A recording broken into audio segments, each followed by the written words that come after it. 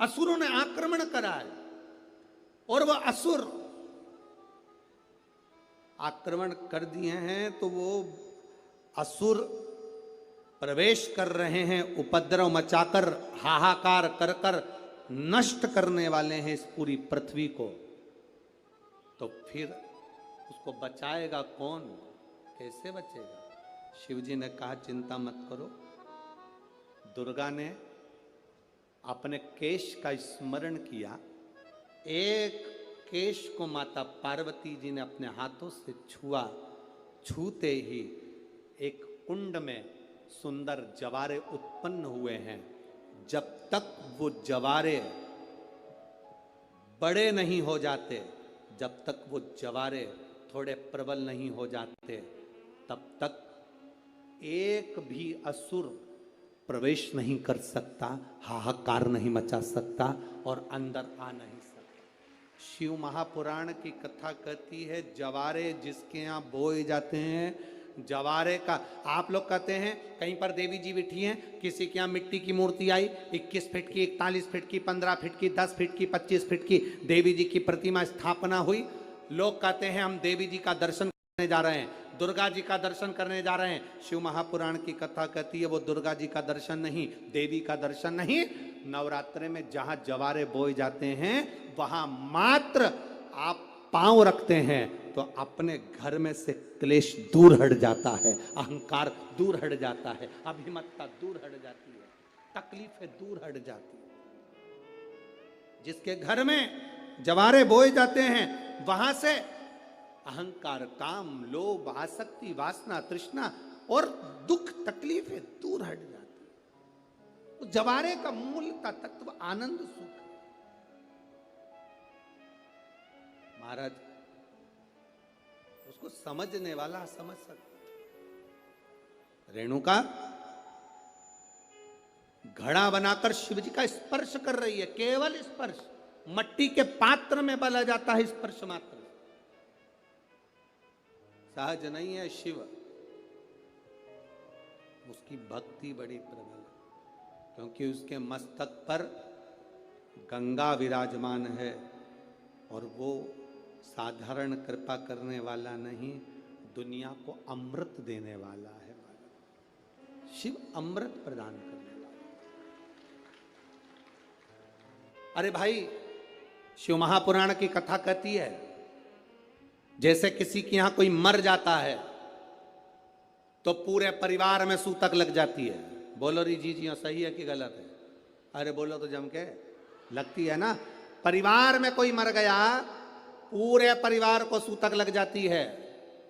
जैसे मरने की सूतक पूरे परिवार में लगती है, उसी तरह परिवार का एक व्यक्ति भी अगर शंकर की कथा सुनता है तो पूरे परिवार को पुण्य लग जाता है। पूरे परिवार, एक व्यक्ति भी अगर कथा श्रवण कर रहा है, परिवार का एक कोई मरता है तो पूरे परिवार में सूतक लगती है।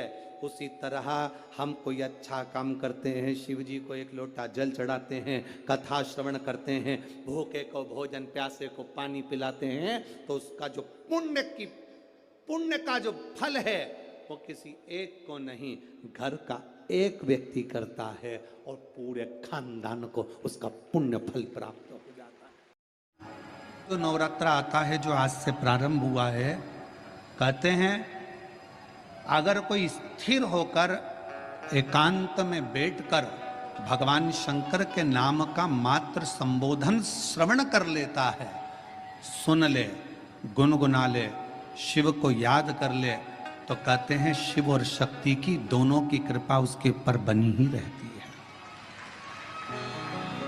और फिर निवेदन करेंगे, आज से नवरात्रे प्रारंभ हुए हैं, 9 दिन तक अगर आपको ऐसा लगता है कि शिव जी आप बाबा मेरी नहीं सुन रहा, बहुत संघर्ष का जीवन चल रहा है, बहुत परेशानी का जीवन चल रहा है, बहुत कष्ट का जीवन चल रहा है और कोई मंजिल, कोई राह, कोई मार्ग दिख ही नहीं रहा,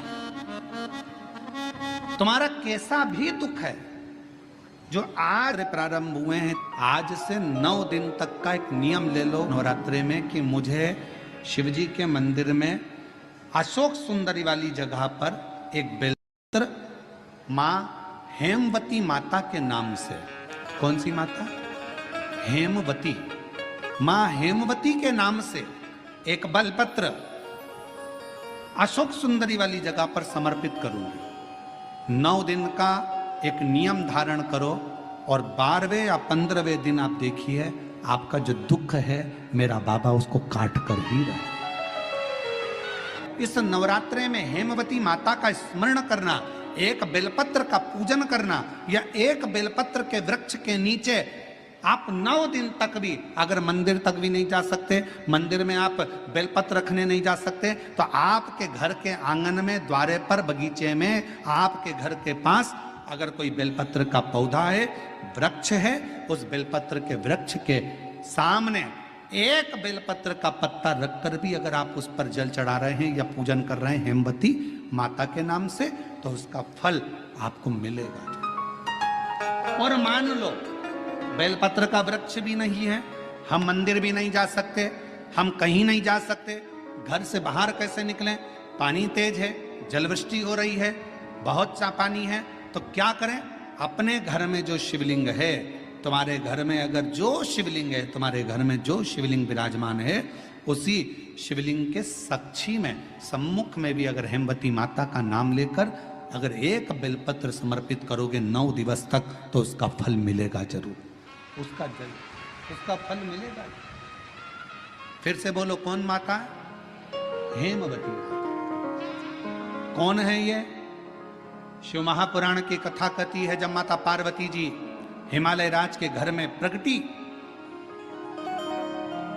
और हिमालयों की कंदरा में बैठकर मां पार्वती जी तप साधना में लीन हुई, जितनी परीक्षा भगवान शंकर ले सकते थे शिव जी ने सारी परीक्षा ली। ब्रह्मदेव परीक्षा लेने आए, भगवान नारायण परीक्षा लेने आए, इंद्रदेव आए, सप्तऋषि आए, सारे साधु संतों को परीक्षा लेने भेजा, पर मां उन परीक्षाओं में पास होती चली गई। तब भगवान शंकर ने दर्शन देकर कहा, पार्वती आज से तुम्हारा नाम हेमवती रहेगा। सुनो पार्वती, तुम्हारे इस नाम की आराधना जो तुम्हारे गुप्त स्वरूप में करेगा, उसको मनवांचित फल की प्राप्ति हो जाएगी, और वो फल